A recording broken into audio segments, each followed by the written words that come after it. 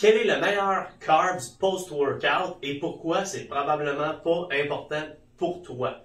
J'ai eu cette question-là qui est venue d'un de mes clients. Ça a engendré une discussion intéressante et je me suis dit que j'allais en faire une vidéo.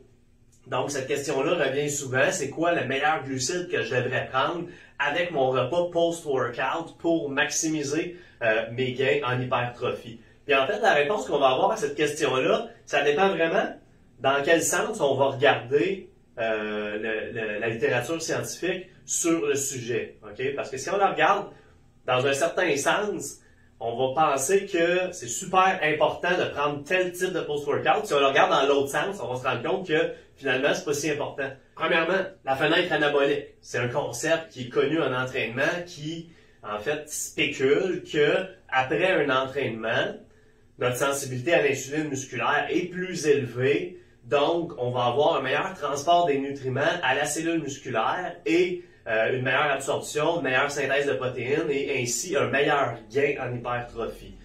Qui est un concept qui est basé en fait sur les principes de physiologie de base.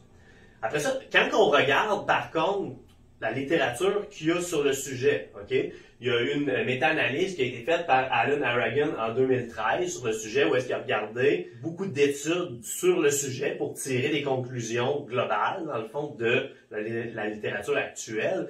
Et ce qui en est arrivé comme conclusion, c'était que ça n'avait pas une incidence majeure, que la fameuse fenêtre anabolique n'est pas si courte qu'on pensait. Parce qu'il y en a qui vont dire que après l'entraînement, le plus tôt possible, tu veux nourrir tes cellules pour maximiser tes gains. Et plus tu t'éloignes de cette fenêtre-là, moins tu vas maximiser tes gains. Puis en fait, c'est quand on regarde ce qu'il y a présentement comme littérature, ben, on se rend compte que cette fenêtre-là est très très large en fait, puis elle peut aller jusqu'à 24 heures. Donc, ce qui veut dire que c'est pas si pressant que ça de nourrir nos muscles et que probablement que pour la majorité des gens, simplement continuer à manger ce qu'ils devraient manger va amener les gains nécessaires si au final, on mange assez de protéines, qu'on va chercher notre target de macronutriments global. Il y a une tendance plus vers l'athlète élite. Donc, quand on va penser de quelqu'un qui a un haut niveau de performance physique, qui a bâti une bonne masse musculaire déjà, que cette fenêtre-là a tendance à s'écourter et que ces personnes-là vont bel et bien bénéficier davantage d'avoir un apport, en fait, une nutrition post-entraînement qui est plus rapprochée de l'entraînement. Là, rendu là, il faut se fier beaucoup sur les observations cliniques de chacun, ok? Fait que des coachs et nutritionnistes, peu importe, qui vont constater des choses, qui vont se rendre compte que, tu sais, effectivement, je remarque ça dans ma pratique. Moi, personnellement, en 10 ans, j'ai jamais remarqué une grosse différence, ok? Mais je travaille principalement avec des gens de niveau intermédiaire qu'on va amener à un niveau avancé en entraînement et non pas avec des athlètes élites, chez qui, je crois, que probablement que cette tendance-là est accentuée. Okay? Donc, on va garder ça en tête pour commencer que, premièrement, juste le concept de nutrition post-workout, de fenêtre anabolique, n'est pas si importante que ça.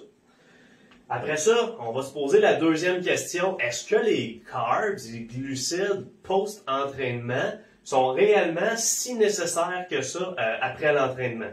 Okay? Parce qu'au final, quand on prend un post-workout, l'idée de prendre un post-workout, c'est qu'on veut refaire les réserves de glycogène musculaire. On veut diminuer la dégradation de protéines pour ne pas perdre du muscle. Et on veut augmenter la synthèse de protéines musculaires. C'est les trois choses principales qu'on veut faire avec la nutrition post-workout. Donc là, l'idée de la recharge de glycogène, c'est là que les glucides vont avoir le plus d'impact. Ça va avoir aussi un impact sur la diminution de la dégradation de protéines, mais c'est surtout au niveau de la régénération du glycogène musculaire. Donc après ça, est-ce qu'on a réellement besoin de glucides post-workout pour maximiser cette réponse-là? Ça, c'est une autre question qu'on pourrait se poser. Donc, il y a eu plusieurs études sur le sujet. En fait, des études plus vieilles datant de, je n'avais noté de 2003, 2005, 2007, avaient toutes démontré un effet positif, okay, que d'ajouter des glucides en plus des protéines, parce que les protéines, c'est vraiment la base. Okay? Ça a été clairement démontré, par exemple, que si tu n'as pas de protéines post-workout et que tu aurais, par exemple, juste des glucides, là, tu n'auras pas un bon effet sur l'hypertrophie musculaire. Mais la question est, est-ce que juste les protéines, c'est suffisant ou ça prend des glucides?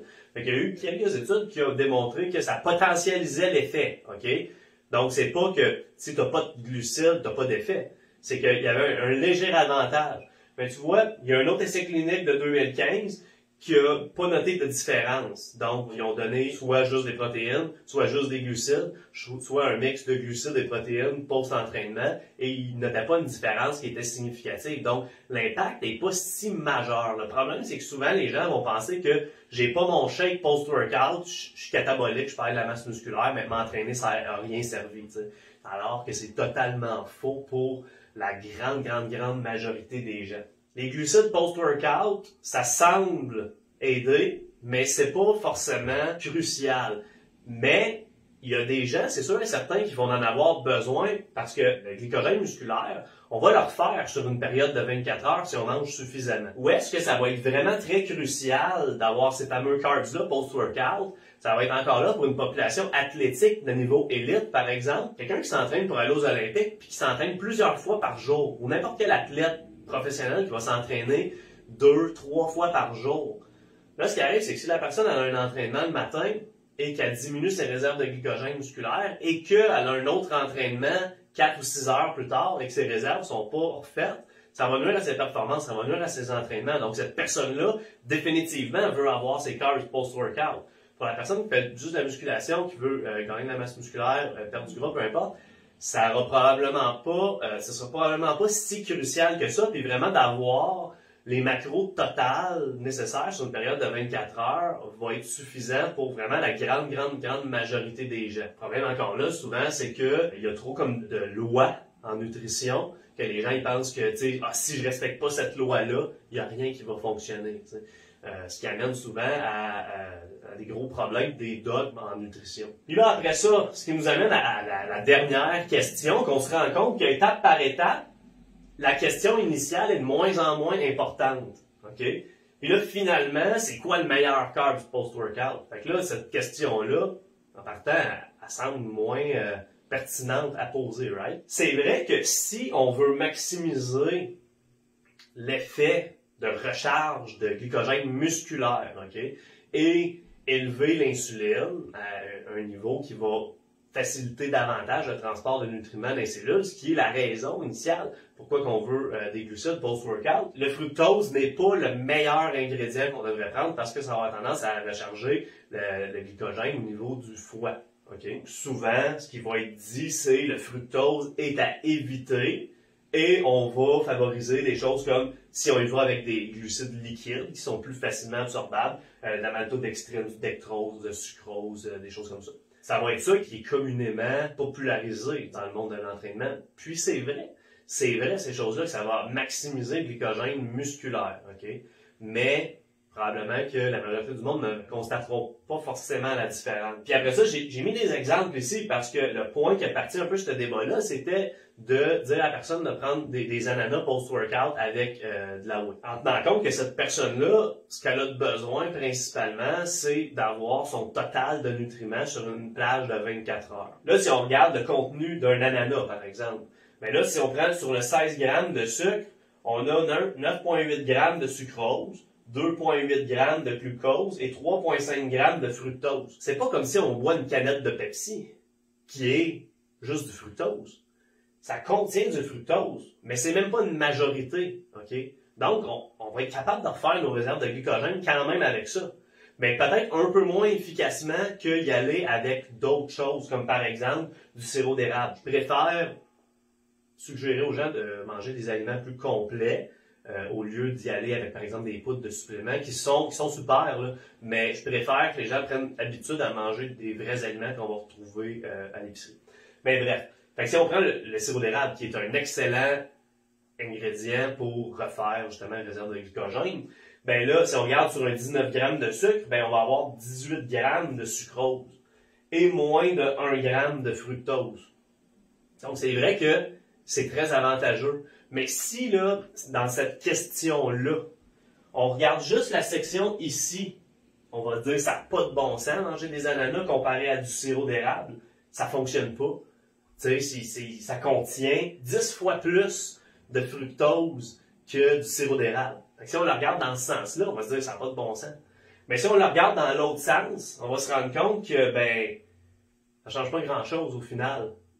Tu sais, parce que, premièrement, la majorité des gens ne devraient même pas se préoccuper trop de la fenêtre anabolique. OK? Juste s'assurer de ne pas faire un jeûne de 24 heures après un entraînement, mettons. Fait que la majorité des gens, tant qu'ils vont aller chercher leur quantité de protéines, de glucides totales dans la journée, ils vont être corrects. Après ça, d'avoir des carbs post-workout, c'est avantageux, mais c'est pas forcément essentiel, OK? Et probablement que la majorité des gens ne remarqueront même pas la différence, en fait, s'ils prennent leur glucides post-workout versus ailleurs dans la journée. Mais oui, effectivement, ça a une incidence, OK? Puis là, après ça, le type de glucides qu'on va choisir post-workout va avoir une autre incidence. Mais on voit que c'est de moins en moins important. C'est que, effectivement, si on prend simplement du fructose, ça va être vraiment le pire choix. Mais si on y va, par exemple, avec un fruit comme un ananas, qui contient, oui, du fructose, mais c'est pas catastrophique non plus. Ça contient d'autres choses qui vont être capables de régénérer les réserves de glycogène. Quand tu regardes ça sous cet œil-là, c'est comme, ça sert à rien de se préoccuper de ça, tu sais. Puis moi, ce que je constate, c'est que les gens devraient se préoccuper davantage de s'assurer de dormir suffisamment, s'assurer d'avoir tout leur apport en macronutriments global dans la journée, de consommer une diète qui est anti-inflammatoire pour ne pas justement nuire à la sensibilité à l'insuline. Parce que tu sais, si quelqu'un a une mauvaise alimentation de manière générale, est inflammé et est résistant à l'insuline, ben de prendre du sirop d'érable ou des ananas post-workout, les deux vont pas fonctionner. Donc, les gens devraient bien plus s'attarder à ces choses-là, d'avoir une alimentation qui est saine globalement, beaucoup de végétaux, s'assurer de bouger suffisamment. Un autre élément qui est probablement encore plus important, c'est simplement de faire assez d'activité physique de basse intensité dans une journée. Fait que, tu sais, ça a été démontré qu'à partir de moins de 8500 pas par jour, ça commence à affecter le métabolisme du glucose après les repas. Si on n'est pas assez actif dans la journée, ça va affecter aussi. Fait que, tu sais, c'est toutes des choses qui ont probablement beaucoup plus de poids que le shake post-workout. Et c'est pour ça que moi, ce que j'essaie de faire, c'est d'enseigner aux gens qu'est-ce qui est le plus important, puis toi, c'est quoi sur quoi tu devrais focusser. Okay? Parce qu'il y a tellement de choses sur lesquelles on peut mettre notre énergie, mais si on met notre énergie sur des choses pas importantes, comme par exemple s'assurer d'avoir le bon carbs post-workout, alors qu'il y a probablement 10 autres affaires qu'on devrait optimiser bien avant ça, on va avoir des meilleurs résultats si on met notre énergie au bon endroit. Donc, j'espère que vous avez trouvé ça intéressant. J'espère que ça va vous aider. J'espère que ça va vous aider vos amis. S'il vous plaît, partagez. Ça va probablement aider plusieurs personnes que vous connaissez. Et sur ce, je vous dis à bientôt.